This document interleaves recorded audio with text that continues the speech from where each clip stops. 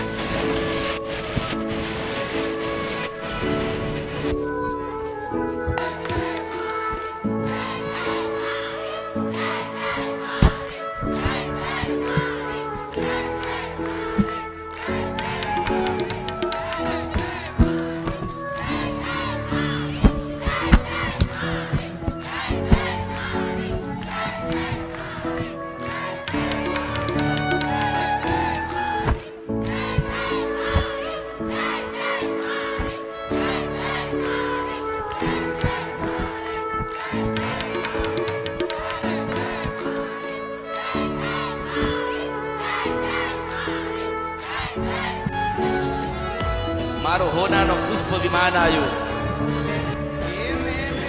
અને ભગવો બેખતો થોડો ઉદ્યોગ કરીને પાછી રથમાં બેઠી હું મેરડી મારો મારો મારો રથ આવ્યો હું મેરડી બેઠી કાળકા બેઠી અને પછી પુષ્પ વિમાનમાં તારા ઘરે ઉતરું છું મેરડી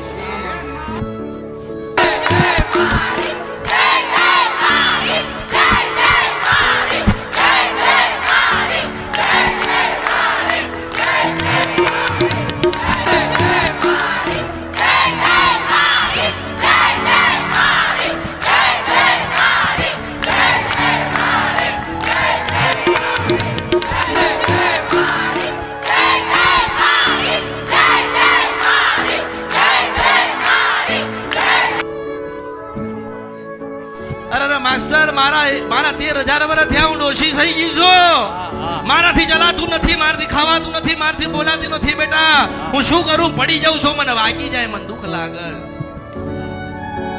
મારી ઉંમર થઈ ગઈ પટેલ મારી ઉંમર થઈ ગઈ મારા 13,000 વર્ષ થયા મારા 13,000 વર્ષ થયા હું ડોશી થઈ ગઈ મારાથી ચલાતું નથી બોલાતું નથી ખાવાતું નથી ખાવું તો યાદ રહેતું નથી તોય પાછી મારા ભક્તો મને માં માં માં માં માં કરે તો પાછી 7 વર્ષની રૂપ લઈને આવે 7 વર્ષની દીકરી પાછી પગમાં હોનાની જાજરી પહેરીને છમ છમ છમ છમ છમ કરતી મારા ભક્તોના ઘરે દોડી જતી રહું છું એટલે મેં તો કીધું કે હું માં છું તમે મારું સંતાન છો 100 વર્ષનો માણસ મને નથી ઓળખી ગયો તો 9 વર્ષની દીકરી મને ના ઓળખા કારણ કે હું નાની નથી ને મોટી નથી હું રંગે નથી ને રૂપાઈ નથી આકારે નથી ને વિકારે નથી દિવસ અને રાતે નહીં કાળી ની ધોળી નથી હું એક નિરંજન નિરાકાર ભગવતી બોલું છું હર હર મહાદેવ અમરત બાપાની જય અમરત બાપાના મસાણી મેલડી માતની જય હું રસ્તામાં ગાડી લઈને જાતો તો ને પડી ગયો મને હોસ્પિટલે લઈ ગયા અને મને દાખલ કરવામાં આવ્યો અને અહીંયા એવું ફલિત કરવામાં આવ્યું કે આને હાઈપર ટેન્શન છે વધી ગયું છે આને સરકારીમાં લઈ જાઓ અહીંયા અમારી જવાબદારી નથી મને સરકારીમાં લઈ ગયા મારા ઘરે ફોન કરવામાં મારા ઘરે આ મારી બેન અને આ મારી ભાણી એની દીકરી આ સિવાય કોઈ નથી હું એકલો જ છું એટલે મને લઈ જવામાં આવ્યો ને ત્યાં મારી ટ્રીટમેન્ટ કરતા હતા એટલે એને માનતા માની કે તું આને ઊભો કરી દે આ એક જ ભાઈ છે બીજું કોઈ છે નહીં પણ માં કાંઈ ના થવા દીધું ડૉક્ટરે કીધું હતું કે આની મગજની નસ ફાટવાની તૈયારી છે આર્યા રિપોર્ટ પણ ફાટી નથી માં ડૉક્ટરે કીધું હતું આની કિડનીમાં સોજો છે આની કિડની કામ નહીં કરે પણ ઊભો છું માં ડાયાલિસિસ કરવાનું કીધું પણ કાંઈ નથી થયું માં એને કીધું હતું કે આનું લીવર કામ નથી કરતું મેં કીધું કાંઈ વાંધો નહીં મેં કીધું હતું ડૉક્ટરને મને દેખાતું નથી તો એને એમ કીધું કે તારી આંખના પડદામાં જે લોહીની નસું છે ને એ સૂજી ગઈ છે તારા બીપીને હિસાબે તો હવે ભાઈ બીપી ઉતરે ત્યારે ઉતરશે આએ દુઆ કરી માં બીજે દિવસેથી જોઉં છું કાંઈ નથી કર્યું બીજા દિવસથી હાર્યો જોઉં છું કાંઈ નથી બધી નસોમાંથી મારું લોહી અને મને પરમ દિવસે રજા આપવામાં આવી છે શુક્રવારે રાત્રે 12 વાગે આએ માનતા માની હતી કે ભલે તું સાજો સારો થઈ જા તો લઈ જઈશ પણ ડોક્ટરે એવી ના પાડી છે કે આને પથારીમાંથી ઊભો નહીં થવા દેવાનો, નકર અમારી જવાબદારી નથી કે આ પડે અને આને કાંઈ થઈ જાય, બ્રેન હેમરેજ થાય, પેરાલિસિસ થાય, નસ ફાટી જાય, જે થાય. તોય મેં એને કીધું તે માનતા માયની છે ને મારી માં આગળ જવાની. અરે મારી માં બેઠી છે, કોઈની તેવડ નથી કે મને લઈ જાય. અને આજે હું અહીંયા ઊભો છું માં, સવારનો નીકળ્યો છું, આજે હું અહીંયા ઊભો છું, તારા ઉપર ભરોસો છે. અને બાપ નથી, માં નથી, ભાઈ નથી, કાકા નથી, ફઈ નથી, દાદા નથી, દાદી કોઈ નથી. માં બે બેનું છે, એક બેનને પરણાવી હતી સુરત, બીજી બેનને પરણાવી છે અમદાવાદ. બે માંથી આ બેન પાછી આવી છે મારી પાસે છે. આ છોકરીને 6 મહિનાની લઈને મારાથી જે થયું એ મેં બે બેનોના પરણાવી, એના લગ્ન કર્યા, પાછી આવી, મારાથી જે મહેનત થઈ એનાથી ભરણ પોષણ કર્યું, ઓડી થઈ ગઈ દીકરી. ને બીજી બેનને પરણાવી છે.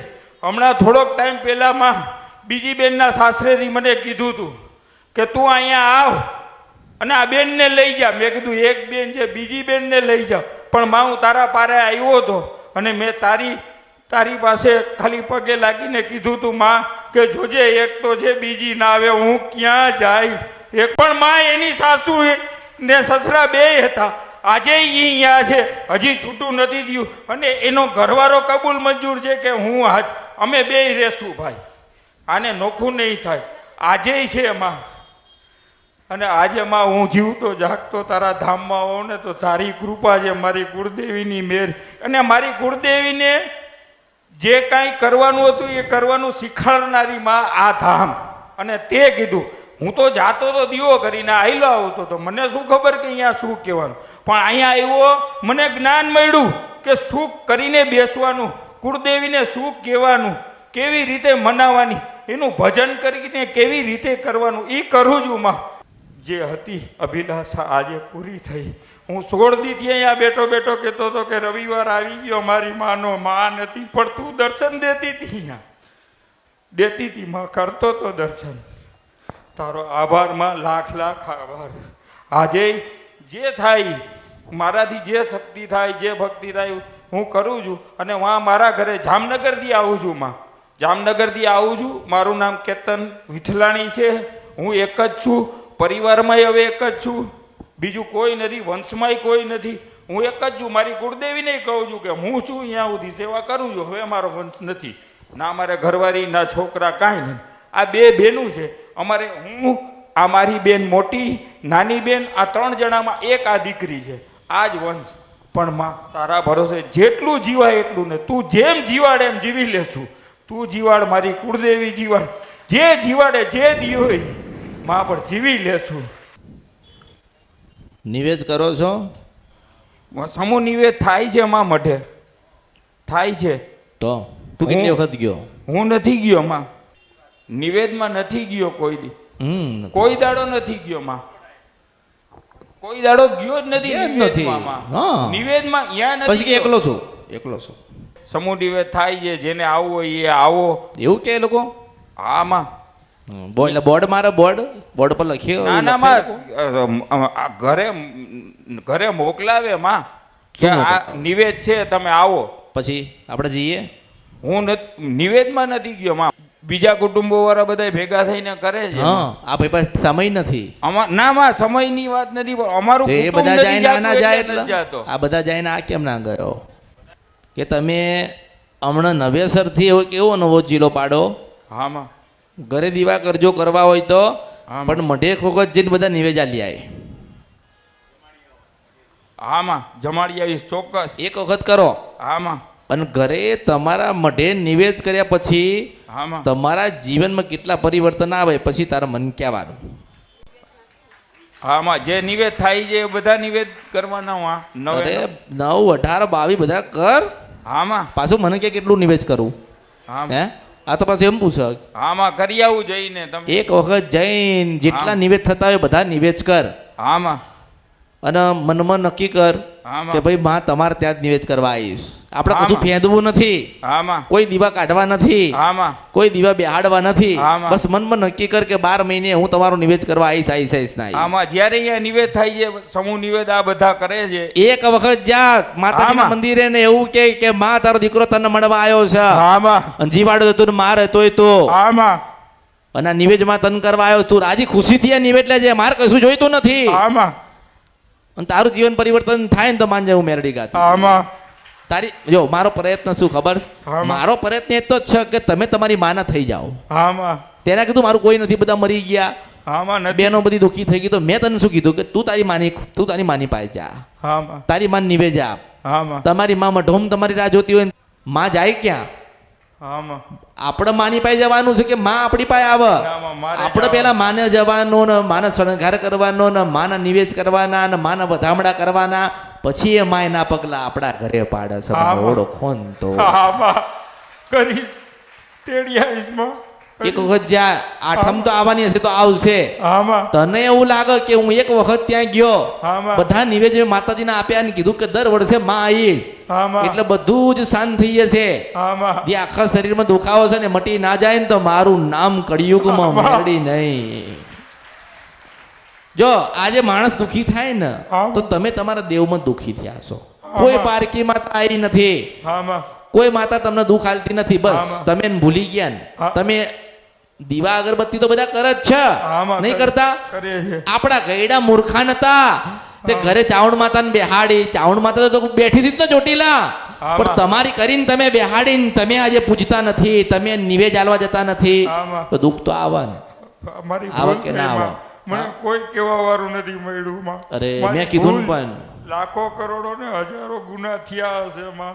હા એટલે એ જ કહું છું કે છેલ્લે તો આપણે ત્યાં જ જવાનું છે. આમાં એના ત્યાં જ જવાનું આમાં હો, એટલું કરો હા બધું શાંત થઈ જશે બધા વિચાર ભૂલી જા આમાં નવો એકડો જીવનનો તન ઘૂંટવાનું કીધો તું ઘૂંટ આમાં બોલે